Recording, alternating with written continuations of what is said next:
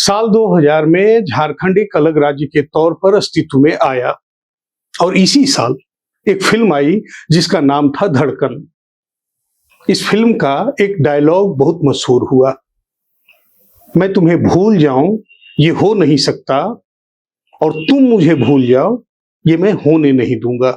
मैं तुम्हें भूल जाऊं ये हो नहीं सकता और तुम मुझे भूल जाओ ये मैं होने नहीं दूंगा। वैसे झारखंड बनने से काफी पहले, करीब 37 साल पहले एक फिल्म बनी थी, दिल ही तो है। इस फिल्म में मुकेश की आवाज में एक तराना आया था, तुम अगर मुझको न चाहो तो कोई बात नहीं, तुम किसी और को चाहोगी तो मुश्किल होगी। अगर मुझको न चाहो तो कोई बात नहीं, तुम किसी और को चाहोगी तो मुश्किल होगी। राजनीतिक मामलों में ये तराना कितना प्रासंगिक है इसका अंदाजा इस बात से भी लगाया जा सकता है कि 27 जुलाई 2008 को लोकसभा में आरजेडी के सुप्रीमो लालू प्रसाद यादव ने भी ये पंक्तियां दोहराई थी, बहुत मजेदार अंदाज में। तुम अगर मुझको न चाहो तो कोई बात नहीं, तुम अगर मुझको न चाहो तो कोई बात नहीं, तुम किसी और को चाहोगे तो मुश्किल होगी। लब्बो लुबाब ये है कि अपना झारखंड भी संभवतः इन्हीं हालातों से गुजर रहा है। जोहार, नमस्कार, अभिनंदन आपका। मैं अरविंद मुखातिब हूं आपसे और आप देख रहे हैं अपना प्रिय चैनल लोक चेतना।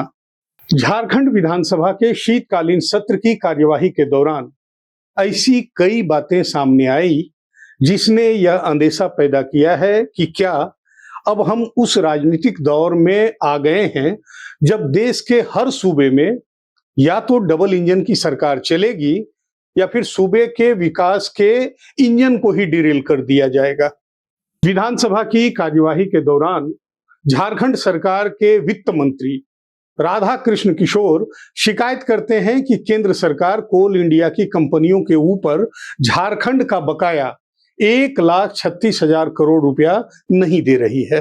विधानसभा में प्रतिपक्ष के नेता और भाजपा के प्रदेश अध्यक्ष बाबूलाल मरांडी नसीहत देते हैं कि राज्य सरकार के मंत्रियों को केंद्र सरकार के संबंधित मंत्री से जाकर मिलना चाहिए, मिलकर अपनी बात रखनी चाहिए। जवाब में राधा कृष्ण किशोर हाथ जोड़ देते हैं, यह कहकर कि हम तो थक गए, अब आप ही कुछ करें। ग्रामीण विकास मंत्री दीपिका पांडे सिंह कहती हैं कि बार बार कोशिश के बाद भी केंद्रीय मंत्री मिलने का समय नहीं देते, थक हार कर बिना प्रोटोकॉल की परवाह किए सचिव से मिलकर अपना दुखड़ा रोकर लौटी हैं। हालांकि समस्या का समाधान अब भी नहीं हुआ है। कल्याण मंत्री चमरा लिंडा बताते हैं कि झारखंड में एसटी, एससी और ओबीसी छात्रों को समय पर छात्रवृत्ति इसलिए नहीं मिल पा रही है क्योंकि केंद्र सरकार राज्य सरकार की मांग के अनुरूप फंड नहीं दे रही है। हेमंत सरकार के ज्यादातर मंत्रियों ने बार बार यह बात दोहराई कि केवल छात्रवृत्ति ही क्यों, नल जल योजना, ग्रामीण सड़कों और पुलों का निर्माण, गरीबों के लिए आवास सहित कई जनहित की योजनाएं भी केंद्र सरकार के असहयोग के कारण अटक गई हैं या फिर उनकी रफ्तार धीमी हो गई है। खुद मुख्यमंत्री हेमंत सोरेन ने भी सत्र के आखिरी दिन विधानसभा में बोलते हुए केंद्र सरकार की जमकर नुक्ताचीनी की और झारखंड के साथ सौतेले व्यवहार का आरोप लगाया। मजेदार बात यह है कि झारखंड विधानसभा का शीतकालीन सत्र शुरू होने से ठीक पहले सूत्रों के हवाले से देश के हर समाचार माध्यम में यह खबर तैर रही थी कि भाजपा और झामुमो में अंदर खाने दोस्ती हो गई है या दोस्ताना रिश्ते की नींव पड़ गई है। लेकिन विधानसभा के शीतकालीन सत्र में जो कुछ हुआ उससे संकेत तो कुछ और ही मिल रहे हैं। क्या भाजपा और झामुमो के बीच वो डील टूट गई है या अटक गई है जिसका जिक्र देश भर के मीडिया संस्थान कुछ दिन पहले तक चीख चीख कर रहे थे? या फिर मुख्यमंत्री हेमंत सोरेन और झारखंड मुक्ति मोर्चा पर समझौते के लिए दबाव बनाने की गरज से ये पैंतरे आजमाए जा रहे हैं जिसका जिक्र झारखंड सरकार के लगभग सभी मंत्री विधानसभा के भीतर और बाहर कर रहे थे? झारखंड सरकार के अधिकांश मंत्रियों ने और खुद मुख्यमंत्री ने भी केंद्र सरकार के खिलाफ सारी शिकायतें ऑन रिकॉर्ड रखी हैं, आंकड़ों और तथ्यों के साथ। विपक्षी भाजपा के किसी नेता ने इन दावों का तथ्यों और आंकड़ों के साथ खंडन किया भी नहीं।